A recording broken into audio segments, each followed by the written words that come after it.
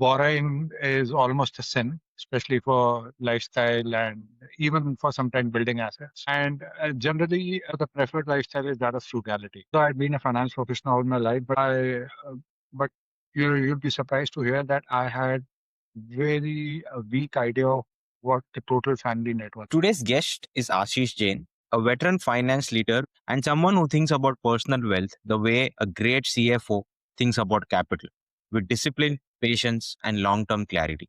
So, Ashish, when did personal finance become something you cared about deeply for yourself, not just professionally? Yeah, it's very interesting, for somebody who's been in finance all along. My interest in personal finance actually came in very late, and it actually only got triggered around COVID. And the reason it happened then was that I was in between jobs, and it was generally a tough period from a career point of view. And COVID happened, but I would say 80-90% it was just where I was in terms of my career, and things were not looking so great. So I thought that maybe it's a good time to sort of see where I am financially. So, what was money habits, or what was your thinking about finance before that? Yeah, so see, me and my family, we come from a community in India, which is the Marwari. So, by background, we are very conservative people as far as money is concerned. The primary beliefs in my community is that, money is something that you need to spend carefully. Borrowing is almost a sin, especially for lifestyle and even for sometimes building assets. And generally, the preferred lifestyle is that of frugality. So, as a philosophy, this was already built into most of my adult life, and that's how we've also lived it. Right. So, like when you were growing up, was money part of the open discussions in your childhood, or how was it like? Was it very closed? Well, never explicitly. I mean, I don't remember a time when me and my family would have sat down and discussed that, this is what we need to, this is what we're earning, this is what we need to set. The right times are good, times are bad. Never. But I do remember, certain themes, which is that, for a very long time we lived in a rented house, and there were members in our family who were very keen that we have our own house. And somehow that didn't materialize. So that indirectly sent a message that while we are comfortable, but we still don't have enough surplus to build assets. And second, my parents chose to send me to a very expensive school. And I knew in the background that that involved a lot of sacrifice. So that again is something that I knew in the background. So indirectly, yes, explicitly, never. Got it. And because you knew that your parents are sending you to, an expensive school, was that at the back Yeah. of your mind that, I have to study hard and do things like that, or that was never a No, problem? I mean, there was no pressure as such. Okay. I think luckily there was no pressure in terms of, that kind of moral or, pressure that my parents are living a very difficult life to send me now. Got it. So let's just start with your career. I know you worked in some great companies. So can you just take us through that journey, how you started and where you are Yeah, right it's now? quite interesting actually. So after I finished my MBA, I had some offers, but then somebody mentioned that, listen, there is this investment banking company which is look for young analysts, right? So that's not a pool that my college gave access to in terms of jobs, right? So I just went and met them, and the conversation clicked, and I got hired as an analyst. So I worked there for 2 years, and that was an eye-opening in terms of how to strategically look at companies, how to, how does funding for companies work, and once the funding comes in, where does it go, and how do investors look at companies? But then again, by a stroke of luck, got into a credit rating agency, which I stayed with for 6 years. Immense learning there because credit rating agencies look at companies' ability to repay funds that they borrow. Then I moved into the core finance side of Airtel. So I did almost every role there was to do in that. And then there was an opportunity within the Bharti Group where they were looking for a CFO. It was very interesting. I mean, the day I landed in that company, there was simply no money to pay bonuses. It's like jumping right in between, battle for money. Nice. So I know you worked across all of these different companies and portfolios, right? So what did those years teach you about money that the average salaried person, usually misses out? Yeah, I think the biggest learning has been on financial discipline.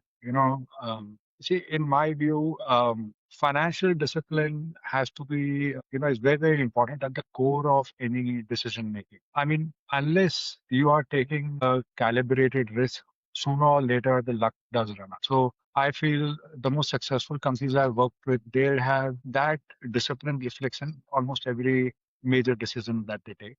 I think that's the biggest learning that regardless of the stage at which the company in, regardless of the funds that any company has, I think financial discipline is something that is paramount for sustaining any business or any company. Can you elaborate a little bit more on that? Like, what do these good founders do, which the other founders are not able to do? Yeah, I think one is just in terms of making sure that there is a very tight control on expenses, and very early in my career, somebody, explained this philosophy to me that not every expense is bad. There are good expenses and then there are bad expenses. The key is how do you select them? A good expense is something that furthers the business, which means that it not only helps company run the way it is, but a good expense opens door for business in terms of future opportunities. But at the same time, there are bad expenses which don't serve any of these purposes, right? So I think the most successful founders I know understand this very well. They are able to draw that right balance. Second, also is that each business, I think most businesses I know, very few exceptions, have had to rely on external stakeholders, the equity investors or banks. Therefore, it's very important that you uphold your commitments to them. Got it. And I know you worked with a lot of people, who are invested into a company. So what do those investors generally look Yeah. for in a good company? Yeah. Uh, I think uh, the number one thing that they look for is integrity. The fact is that it is somebody's hard-earned money. They're giving it to a company run by a bunch of people. The integrity of the people who run that company is paramount.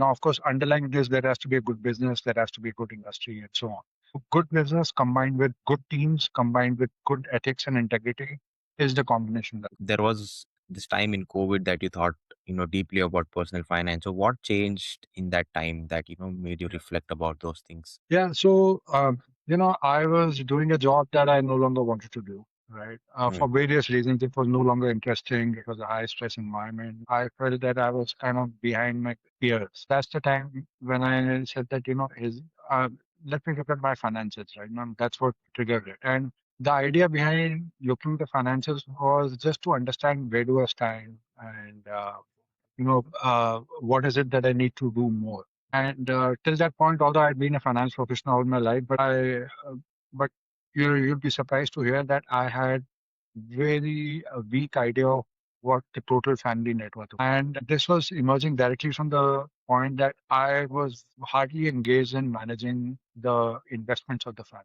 So luckily, my wife was a banker in the early part of the career, and she also philosophically very similar to my family background in terms of very saving focus. So whatever surplus she and I had when she was working and I was working, she kind of used to manage the investments. And so, she kept investing all surpluses in, government-led saving programs in India, sometimes in repeat. So she had kind of by that time with compounding built a surplus, but I had no idea what the number really looked like, right? So you were surprised then when you saw it during that Yeah, time? so the first thing that I did is that I opened a Excel sheet.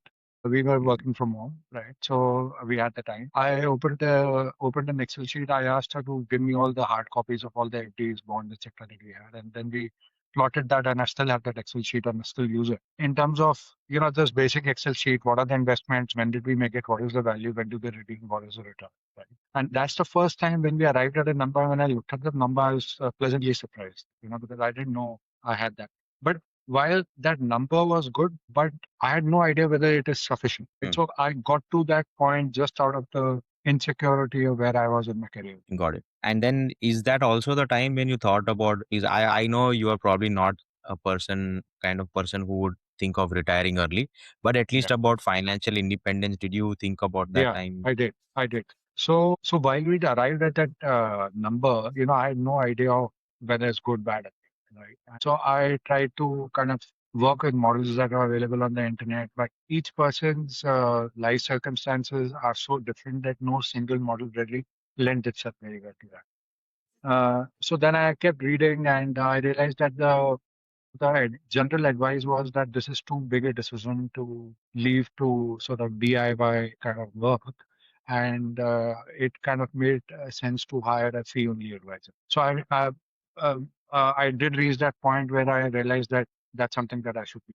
If you found this conversation useful, you'll definitely enjoy the next one I've linked here. And if you want more real conversations like this, make sure you subscribe. I'm bringing one of these every week.